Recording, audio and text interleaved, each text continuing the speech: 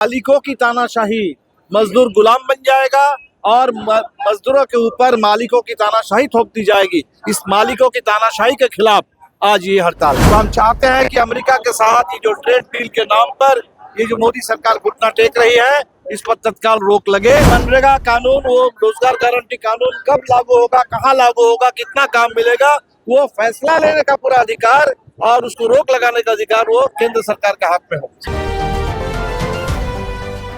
Take दिया है और भारत के राष्ट्रीय हितों को उसको तिलांजलि देते हुए, देश के खेती को खोलते हुए जिन्होंने समझौता किया, वो भारत के लिए बेहद शर्मनाक और खतरनाक है। तो हम चाहते हैं कि अमेरिका के साथ ये जो ट्रेड डील के नाम पर ये जो मोदी सरकार घुटना टेक रही है, इस पर तत्काल रोक लगे।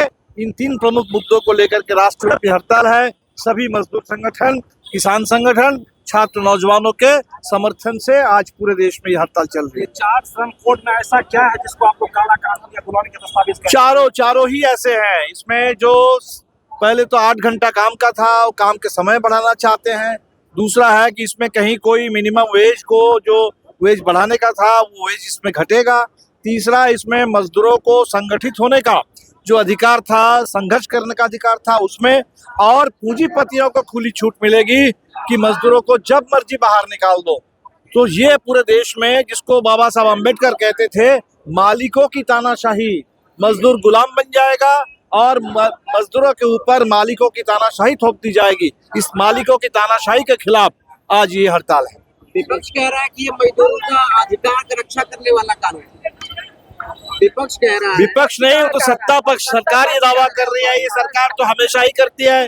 जो 3 कृषि कानून लाए थे, उसके बारे में भी तो बताया गया था कि किसानों का इसमें हित है। बाद में 1 साल बाद मोदी ने उस कानून को वापस लिया। तो आज पूरे देश में मजदूरों को बात समझ में आ रही है कि मजदूरों को ये नहीं चाहिए। किसी मजदूरों ने इसकी मांग नहीं की थी।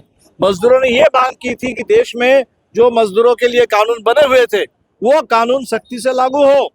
वो कानून जिसमें मिनिमम वेज की गारंटी है, जिसमें समय पर मजदूर वेतन देने की गारंटी है, जिसमें मनरेगा में बेरोजगारी भत्ता की बात थी, वो सारे कानून सख्ती से लागू हो। मनरेगा को और मजबूत बनाने की मांग थी।